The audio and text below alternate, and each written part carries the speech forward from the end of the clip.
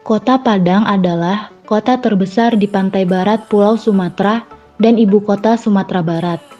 Kota ini merupakan pintu gerbang barat Indonesia dari Samudra Hindi.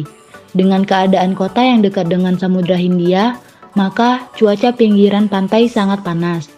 Keadaan tersebut juga diakibatkan oleh pemanasan global sebab penggunaan rumah kaca, penebangan, dan pohon semakin sedikit, serta polusi kendaraan yang dihasilkan.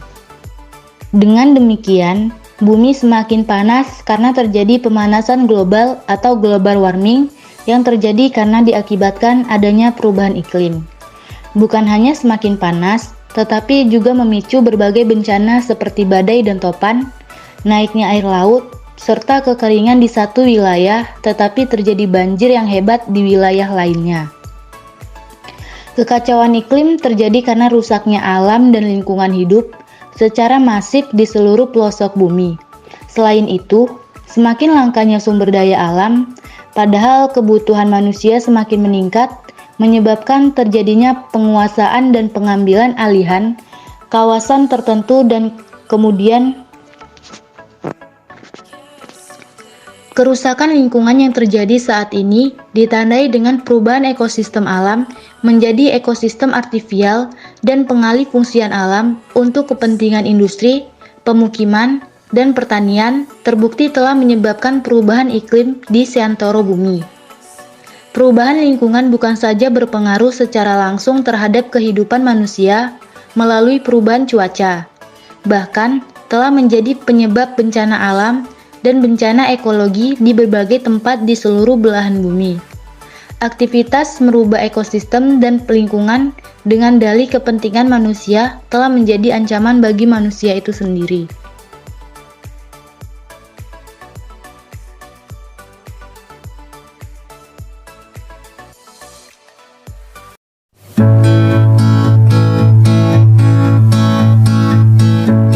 Pemanasan global adalah proses meningkatnya suhu rata-rata atmosfer, laut, dan daratan bumi. Kendaraan bermotor. Jumlah kendaraan bermotor selalu bertambah tiap tahunnya. Kendaraan bermotor menghasilkan gas karbon monoksida yang sangat berbahaya bagi kesehatan manusia dan gas karbon dioksida yang menyebabkan efek rumah kaca. Gas buangan industri. Gas buangan dari industri juga menyebabkan efek rumah kaca dan berpengaruh pada kehidupan makhluk hidup. Karena asap buangan pabrik mengandung gas karbon dioksida dan gas metana yang berbahaya. Penggunaan CFC yang tidak terkontrol. CFC merupakan bahan kimia yang digunakan di berbagai peralatan rumah tangga, seperti kulkas dan pendingin ruangan. Hal ini dapat menimbulkan pemanasan global karena CFC berperan dalam efek rumah kaca. Pembakaran hutan dan penebangan liar. Pohon merupakan salah satu penghasil oksigen terbesar di dunia, dan di saat fotosintesis, pohon akan mengambil karbon dioksida dari udara. Karena banyaknya aksi pembakaran hutan secara ilegal, banyak pohon-pohon habis terbakar, sehingga kadar CO2 di udara tetap banyak. Gas metana. Gas metana yang dihasilkan oleh mikroba yang ada di rawa-rawa dan juga berasal dari kotoran hewan ternak dapat menyebabkan efek rumah kaca yang berujung pada pemanasan global. Efek rumah kaca. Penyebab efek rumah kaca adalah akibat efek panas yang dipantulkan ke permukaan bumi dan terperangkap oleh gas-gas yang ada di lapisan atmosfer, sehingga mengalami pemberhentian dan tidak dapat diteruskan kembali ke luar angkasa. Akibatnya, panas cahaya matahari terperangkap di dalam bumi, sehingga suhu udara di bumi semakin panas. Naiknya permukaan air laut. Hal ini disebabkan oleh mencairnya es yang ada di kutub akibat dari suhu udara yang bertambah panas. Banjir.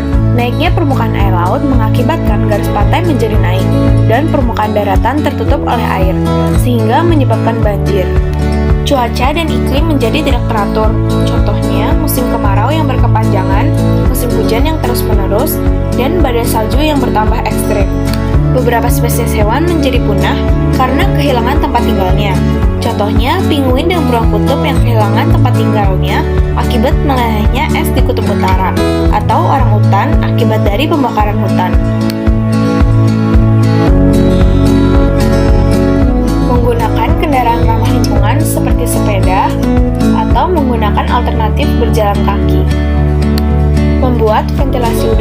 baik, atau menggunakan kipas angin yang lebih ramah lingkungan. Menerapkan konsep 3R, reduce, reuse, recycle dalam kehidupan sehari-hari.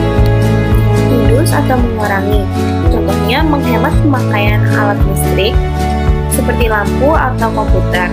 Reuse atau menggunakan kembali, misalnya menggunakan sapu tangan yang dapat digunakan kembali daripada menggunakan tisu yang berasal dari pohon.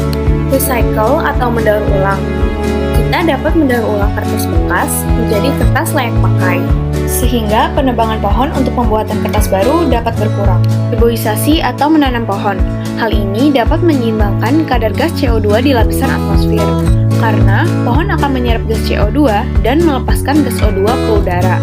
Hal ini akan membuat udara terasa lebih sejuk dan pemanasan global dapat teratasi. Adapun dasar hukum advokasi lingkungan hidup, yang pertama Undang-Undang 1945 pada pasal 1, yang kedua Undang-Undang Nomor 23 Tahun 1997 tentang pengelolaan lingkungan hidup. Sedangkan advokasi lingkungan hidup pada pemanasan global, yang pertama advokasi terhadap kebijakan dan peraturan pemerintah yang mengancam kelestarian alam dan merusak lingkungan hidup. Yang kedua, advokasi untuk mendorong terbitnya kebijakan dan peraturan baru yang menghancurkan pelestarian alam dan lingkungan. Yang ketiga, advokasi untuk menegakkan undang-undang lingkungan hidup dengan proses pengadilan dengan memakai legal standing, class action, atau citizen lawsuit. Yang keempat, advokasi dengan melakukan pengawasan terhadap praktik-praktik bisnis dan aktivitas industri yang dapat mengakibatkan kerusakan lingkungan.